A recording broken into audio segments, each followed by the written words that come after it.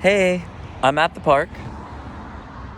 I like to be at the park. My friend Logan told me that I should do astrology videos. She thinks it'd be a good idea. So I found this astro camp sweater in a box. Someone was giving it away, so I felt like it's the perfect outfit for this moment. So basically, what I want to talk about in my first Astro 101 sequence is what mutual reception is. So there's going to be a lot of terms in astrology, but in order to understand mutual reception, what that is, you have to know that there are 12 zodiacal signs, which you probably do. You've heard them: Aries, Pisces, Libra, Virgo, whatever they are. You've heard of these signs. Each one of those signs is said to be ruled by a planet. So for instance, you've heard of Leos. The planet that rules Leo is the sun. You've heard of a Cancer. The planet that rules Cancer is the moon. So let's say when you were born, you had the sun in Cancer, so you're a Cancer, and your moon was in Leo. That's interesting, because the sun in Cancer is in charge, theoretically, over what's going on in the kingdom of Leo, which makes sense. The king of Leo is the sun, and the queen of Cancer is the moon. Let's just use those examples. So, if the king of Leo is in Cancer, the sun is in Cancer, and the queen of Cancer, which is the moon, is in Leo, then there's something called mutual reception. There's something called mutual reception. That means that you've got the king and the queen swapped. They're in each other's castles or in each other's kingdoms. I want to talk about that first because I have a ton of those. Well, a ton. I mean, there's not... A ton is 2,000 pounds, so that may be a bit much. But when you look at my chart, I have a mutual reception between the sun in Pisces and Jupiter in Leo. That means the sun rules Leo and Jupiter rules Pisces, and they're in each other's signs.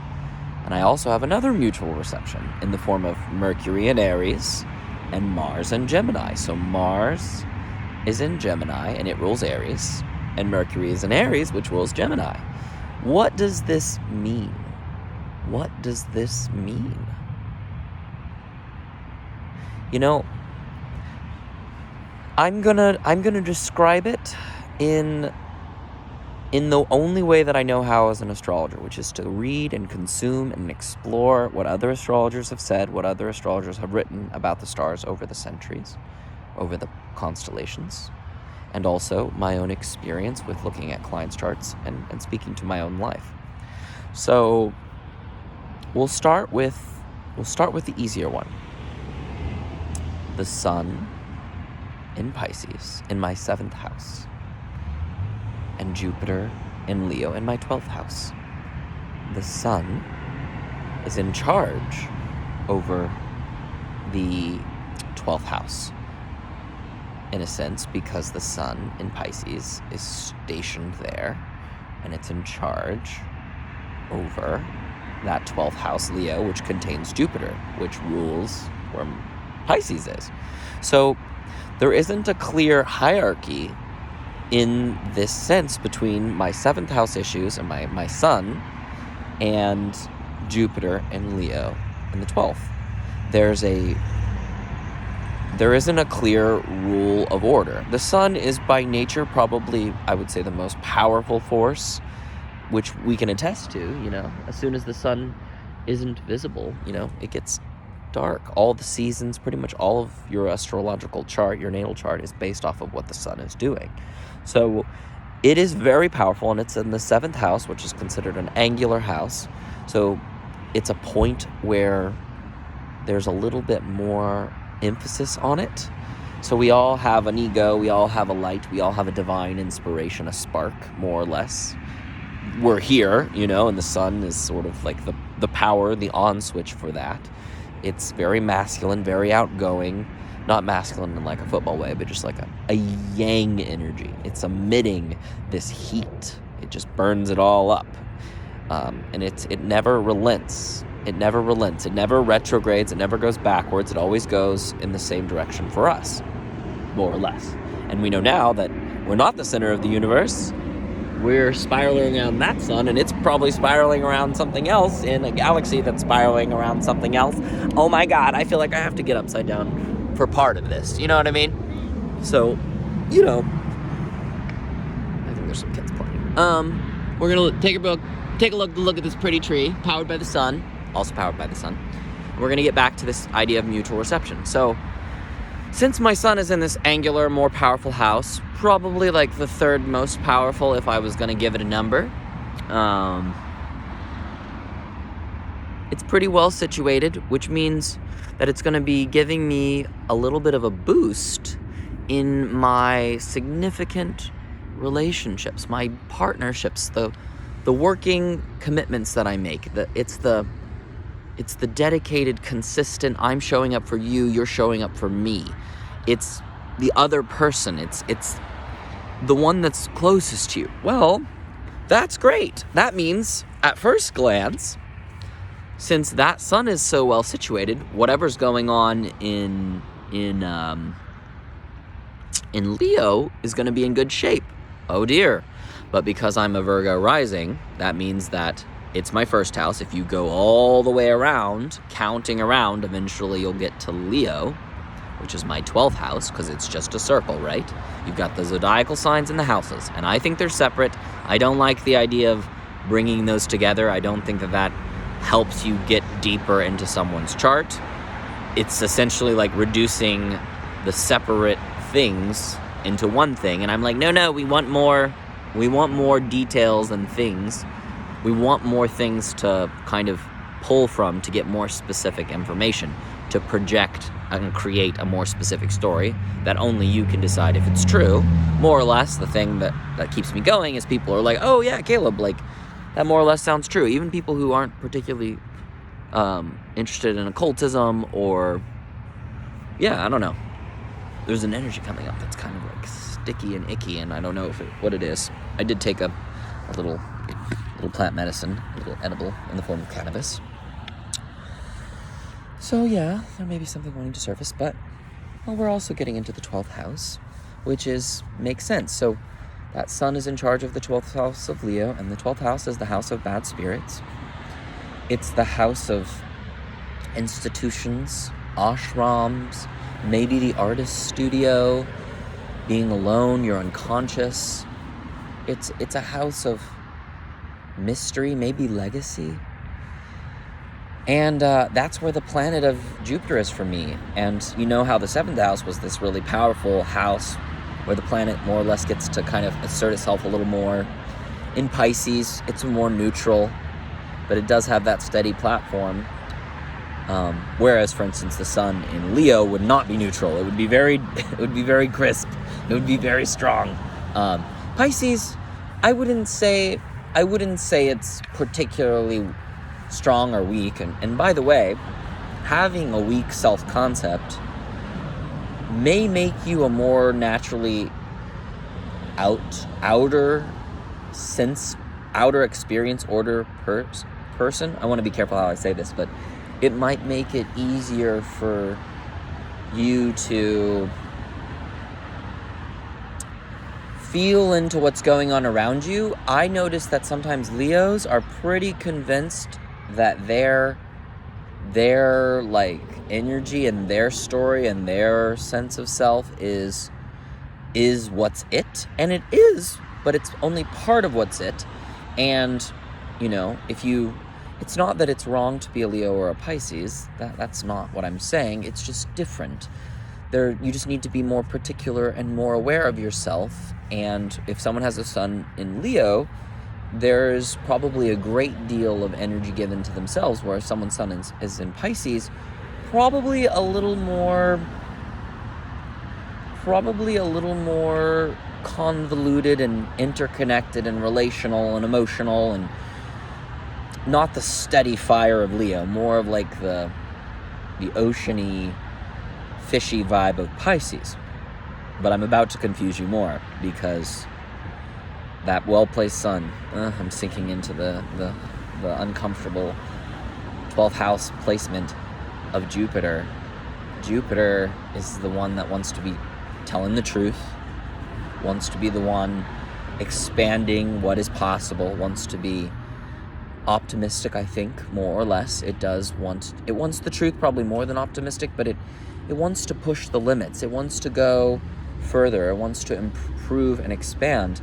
And it's in Leo in this bad spirit place. So there's something about the flavors of Jupiter, the significations of this powerful god of putting all of it out there, a lot more expansive. That energy in my life doesn't have a ton of power. It doesn't have a ton of power in the 12th house. And that planet that's kind of weak, that's kind of disempowered by being there in Leo, again, a more neutral placement. Jupiter's fine in Leo, but it would much rather be in Pisces, because then it can have feelings and access to everything. Leo's a bit more singular, but Pisces is everything. And you've got also Jupiter really happy in Sagittarius, because the sun only rules Leo, but Jupiter rules Sagittarius and Pisces in traditional astrology. And because of that, it's doing kind of more than one thing. It's doing this kind of outward going, launching arrows, crafting tales, booming and bustling around, doing what needs to be done, saying what needs to be said. Again, more optimistic. I really think that there's an angelic positive thing that most Sagittarius seem to have. They're like, when I think of all my Sag friends or people who have stelliums in Sag, they're more or less very optimistic creatures. They've got some get up and go. They want to explore. They might be a little bit risky. They might be perceived as risky, like some of their behaviors, like either drug use or overindulgence, or there's something there that's worth looking at if you're a Sag. I'm not judging you. I'm not judging you. I'm not saying that that's a thing. But so that Jupiter planet that rules both Pisces and Sag is in this sort of sinking bad spirits, mental health, kind of I don't want to be here kind of a place. But then again, who's really in charge? It's not clear to see. And when you look at me, am I a Leo or a Pisces? I mean, some of the stuff I do is pretty fucking Leo, but am I doing it for a Pisces reason? Or am I a super Pisces, but maybe super Leo? What if me being a Leo is the artist, unconscious, kind of floaty, but an individual, but I'm not an individual? I mean, these specific signs are in mutual reception. So there's a bit of a sharing of significations between Jupiter and the sun against mental health issues and my relationships, my partnerships. There's something going on there, and this is happening more or less even though there's not a direct aspect between the two of them. Meaning, for instance, if you have a part of your chart that's Aries, Leo, and Sag, that part of your chart is going to be the fire zodiacal signs. So any planets that are in the fire signs more or less have some affinity from each other. When you really look at your chart, you might see little shapes or trines or squares or things in front of them. If they're all in the same element, there's a good chance that those energies are flowing and trining. We more or less now can calculate it down to degrees. So, for instance, if you have a planet at 15 degrees of Leo and you have a planet at 15 degrees of Aries, those are going to be an exact trine. So not only is that flow in the same element, it's also stationed at a point that's exactly a triangle side away, a perfect triangle. And that's really, you can't get any conciser than that and still have a shape. It's the first shape. It's the first contained loop. And that's why a grand trine is when you have a planet more or less at a one of those angles that forms that triangle, and it's very rarely an exact trine. But so the weird part about my chart, is even though Pisces is water and Leo is fire, and they're on opposite sides at an angle, the 7th to the 12th, which is considered inconjunct. It means that they don't make a natural thing. So if it had been in, let's see, Aries, which is the next sign, then it would have had that trine energy. If it would have been in, yes. If my sun had been in Aries, that's what I'm trying to say. Pardon me if I lost you. Oh my God, are you still watching this? How is this possible? Thank you so much. Love me, subscribe, share, promote me. Have people book sessions so I can have stuff in my bank account. Basically, Leo,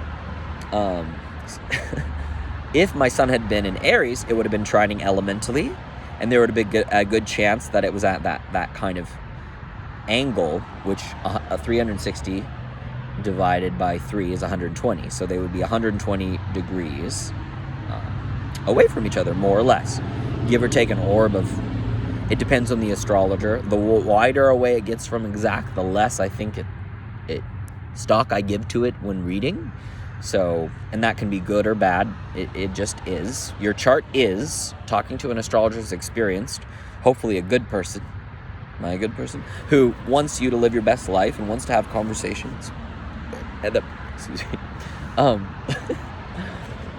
So, I don't have that trine though, because it's in water, so it's inconjunct. They don't make that natural fiery thing. And if it had been in Aquarius, which is before Pisces, so if the sun had been there instead, then it would have made a square, which is tense. It's kind of a bugger, but it's more obvious. It's sort of like, yeah, I had to kind of deal with that.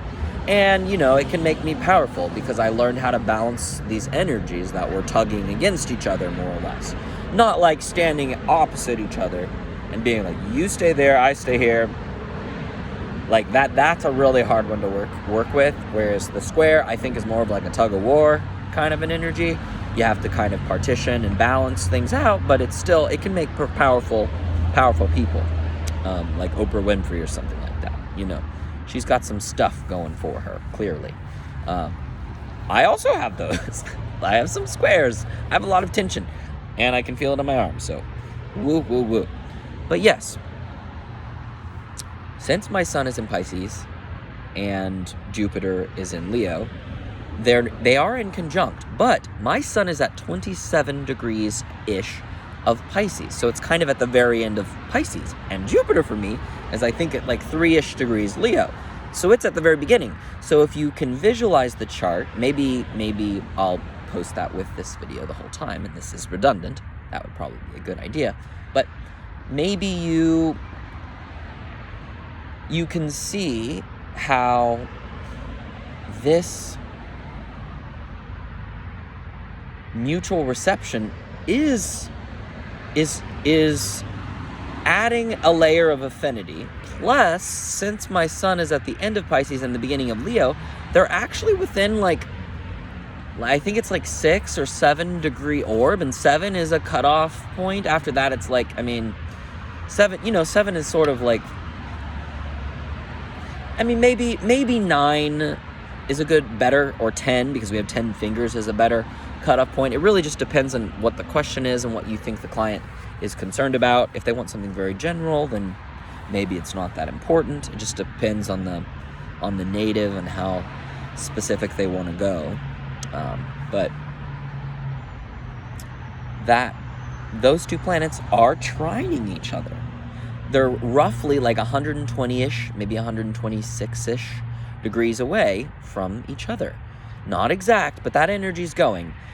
And even though they're in conjunct, they rule each other's houses, so there is a sense of affinity there. But they're still in conjunct, so there's still struggles. So more or less, when I look at that, and I take in the nature of what Jupiter is, which is a benefic planet, and it is the most constructive planet in my chart, because I have the sun in a day chart.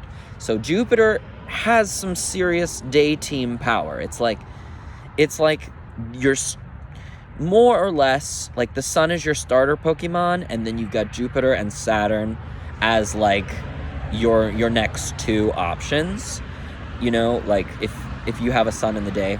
But again, my sun is sort of on the descendant, so it's not as clearly day. So I may have a more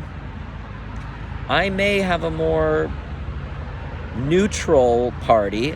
I may use all 6 players more or less evenly.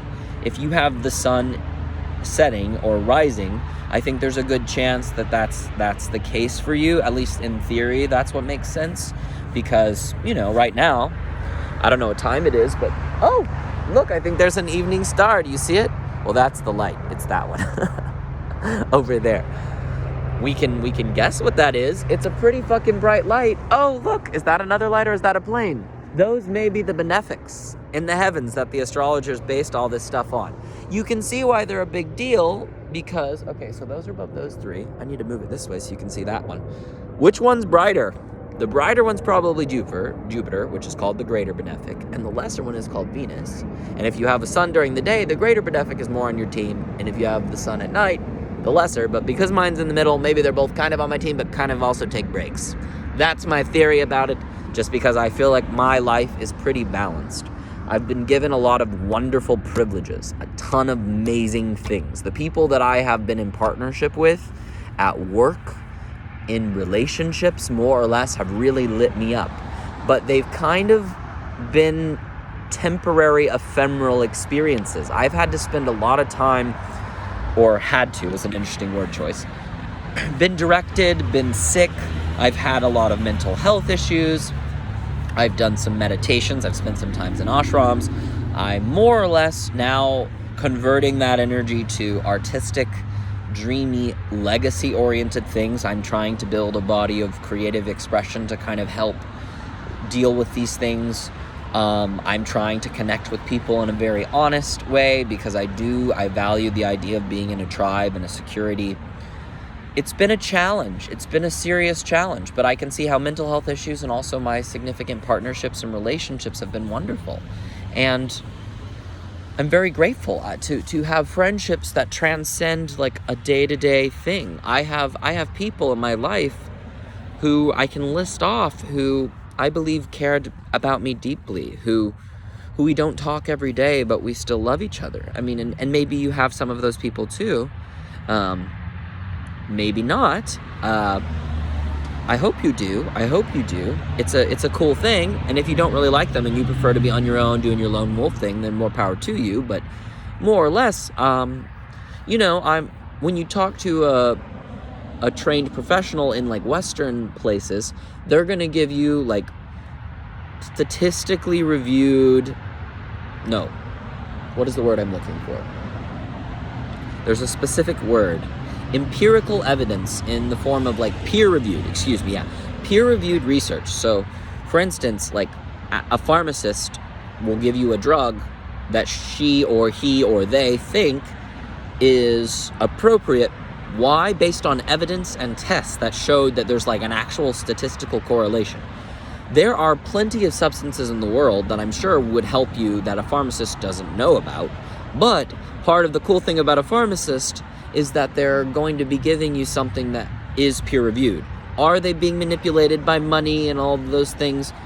Probably there's a good chance of that too, but also that's what pays for the research, and pays for the evidence to be available. And I mean, you have to go to school for a long time, more or less.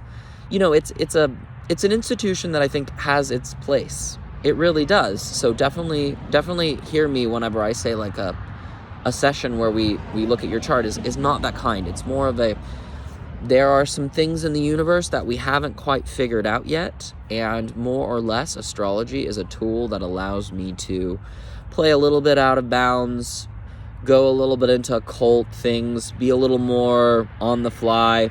I've got a pretty wonderful mind. I have a desire to help with bad spirits. Interesting. I have a desire to partner with people who care about prison systems and institutionalized problems. I want to give energy to good causes, which is why I'm a vegan server. I was going to go in tonight, but I have a little sniffle. So my boss asked me if I could come in tomorrow instead. She's super cool. Check out Lotus Vegan if you are interested in some good vegan food, if you're in LA. Or Sage. I also work at Sage 1 day a week. It's a bit farther away from me. I can walk to Lotus Vegan, which is a better choice for the environment for now. I don't know where I'm going to live in the next few days, honestly, or months, I should say. I need to figure out when the lease is ending and if my roommate's going to move. But I more or less try not to worry about things until I have to, because right now we get along really well, I think. I know he's an Aries and I'm a Pisces, which are also in conjunct. Oh my God. If it's in conjunct, how can we be friends? Well, maybe because he's done a lot of work and knows himself, and I've done a lot of work and know myself, and we're both honest. And I also have Mercury in Aries, and that rules my chart, so there's a lot of Aries fire to me. And he has Mercury as an Aries and the Sun in Aries. So astrology is an interesting game. It's a really cool thing. Mutual reception is a mitigating force that more or less I realized might be a bit too complicated of a start for someone who's new to astrology. But maybe this is one that's more interesting to people who have an idea. But I guess if they're looking for mutual reception in astrology, my video may pop up. Maybe you're watching this, maybe you're interested in more, let me know. I'm really just trying to do what works and what's valuable, but I really would appreciate support, and I directly ask for, right at this moment, maybe when you're watching this it's in the future, but right now I'd really like a job where I get to be creative, where I'm supported by people. I want to have good sexual experiences, I want to eat good food, I want to have a healthy body. Right now I'm going to the doctor for sure before the end of the year, just in case I don't get to keep Medi-Cal, because I got a letter which says I might not get to, which is confusing, but you know, I'm gonna fill out the paperwork. And I had a friend on Facebook say that they could help me, just because I get kind of anxious and stressed trying to fill that stuff out, because I want to be honest, because I desperately want to not take things from other people who may need it more.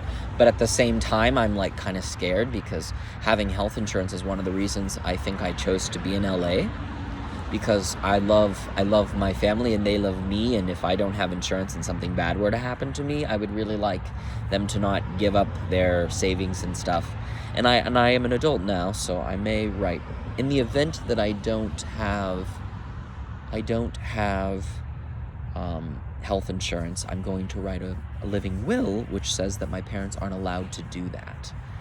I forbid anyone from trying to keep me alive longer, because whenever it's time to go, I more or less hope that I'll be ready and will accept it. And if something really tragic happens to me, I think I've lived a very interesting life, and I'm not trying to hurry that along, but life is very hard for me, and I have a lot of issues with chronic sadness and pain, and I'm not going to look away, because I believe that we are here for a reason. I believe that these stars and the trees and the life is here for a reason, and more or less I want to be on the side of it for as long as I have energy. But right now my life feels like I'm doing my best, but I don't feel really loved or cherished or supported, even though I know I am, more or less. Like, so let's try to be Leo, and let's try to be Pisces about this. I am magnificent, and my essence matters. Give that the worst possible, that part of my chart, the worst possible placement as far as I'm concerned. I think the 12th is pretty fucking shitty. It's shit. It's just a shit house. Just like the 8th is kind of shit. And the 6th, and sort of maybe the 2nd house. Those are probably like the 4 shit houses. But you know what? We're going into Pisces. Shit is very important for the maintenance of the system. It's how nutrients is dispensed. It's part of the release process. It's part of the churn. It's part of the divine order of this universe. And I have to admit, being at the monastery where I was doing Vipassana, it's a 10-day meditation course, which I highly recommend. Very lovely experience. Goenka was my teacher, all on video, because he's now deceased. One day we'll all be there, will we not? That's more of an 8th house thing. But the ruler of my chart's in the 8th house, so yeah, I've got some experience with that one too. Woo! Part of fortune in the 2nd house. The gates of Hades. And I have Aquarius in the 6th. Anyways, I'm talking so much about so many different things, and I probably got a little rambly, maybe not the most coherent, but I'm still going to put this on the internet and see what happens, because more or less, I am trying shit, and if it isn't perfect, that's okay. You know what I mean? Because I can get better at this, and I'm so much better if you want to go live with me on Instagram and have a conversation. That's what I'm offering for people who don't necessarily have the funds at this time. It's a way of promoting my brand to book a session. I love that idea. I'm also willing to do it with people who have notoriety to help expose me to their groups. More or less, the reason it can be free is because of that, so I don't want to discriminate. I've only had one person go live with me. No, 2 people. I had one person go live to me who saw something from a post, who was running for mayor of something. That was really interesting. And then I had my friend Logan go live. And that was after I came up with the idea of that's how I'm going to show a trail of the people that I've talked with. I want it all to be available. I want my nature. I've put a lot of things on the internet. I've said a lot of things. So I want to start building a virtual bank so people can make their own ideas about me. I just got bit on the wrist.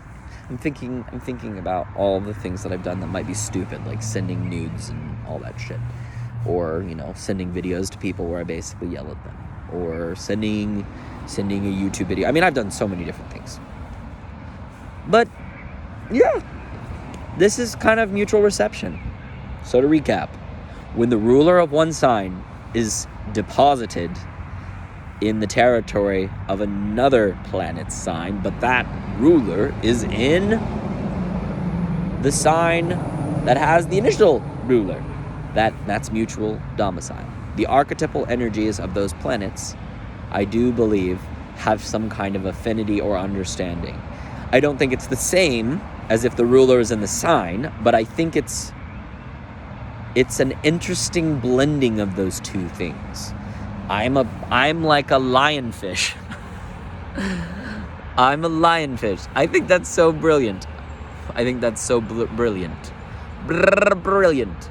The lionfish. Wow. That was cool. My forehead was glowing. Alright, I think I'm getting bit, so that probably means I need to go. I always listen to the mosquitoes. Their wisdom is telling me to go inside. When I say always, maybe not. Because I have this bite on my butt.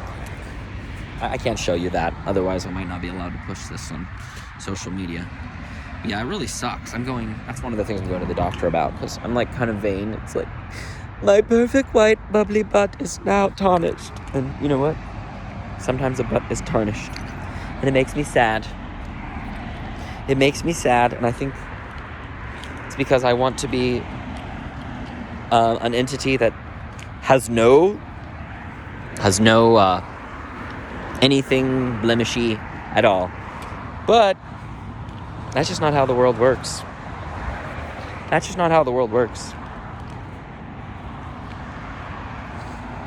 We're temporary forms, yes we are. The lionfish. Hooray. You've learned about mutual reception today. Last thing I want to say is, in the same way that I can geek out over my chart, which is a good place for, I think, all astrologers to start, is their own chart, it would be to consider that in the same way I'm telling stories and thinking about these symbols, I can also do that for what your chart is like. And you could support the art that is me. And I do all kinds of art. I do indeed. I more or less am in a stage of just practicing, letting it all out. And I think Thursday night, hopefully, if I get chosen. If not, I guess I'll just have to keep waiting for Thursdays to show up to this 9 at 9 thing. It'd be cool if you wanted to be there, and if I got to, I don't know what I'm going to say, because I'm not a planner type, really. We'll see what happens. I can talk about moving to LA. That'd be cool. I'm in LA. Where's my Oscar? Where's my success? Do I deserve success?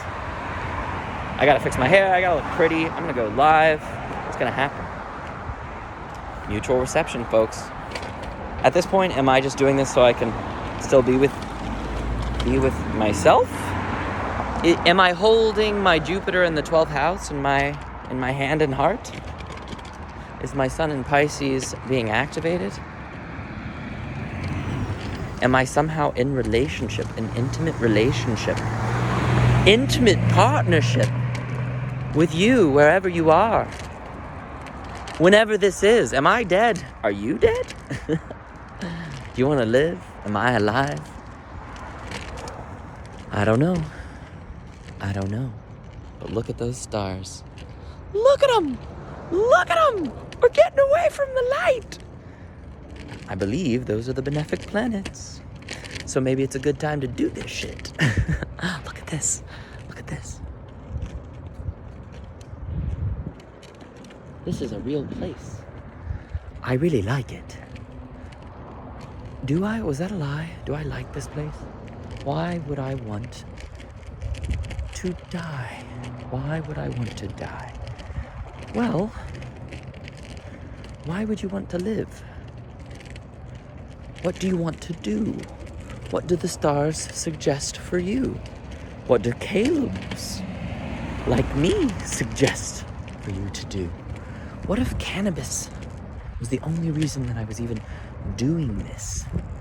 Moving on autopilot. You know, it's kind of impressive. I'm on a scooter with one foot.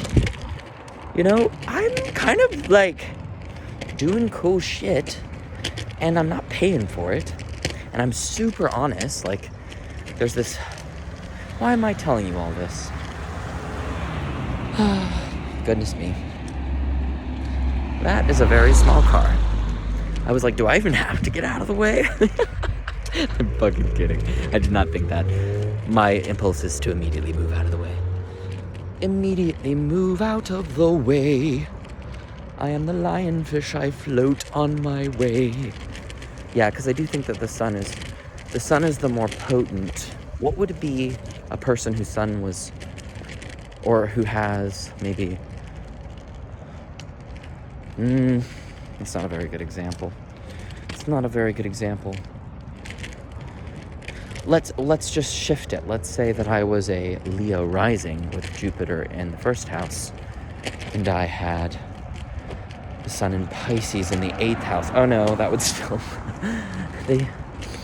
they might still be, well, yeah, the lionfish more or less works for that mutual reception, probably just no matter what the house is. I don't know if what I'm saying makes sense. Probably should have stopped earlier whenever my impulse said to do so. But anyways, this is a lot of recording. I need to just start uploading everything so then it's on the internet, and then I don't have to worry about saving it to my phone. I can just delete all that shit. Because right now I have like a terabyte of just art on my, but I'm more or less just letting it all go. Letting it all go.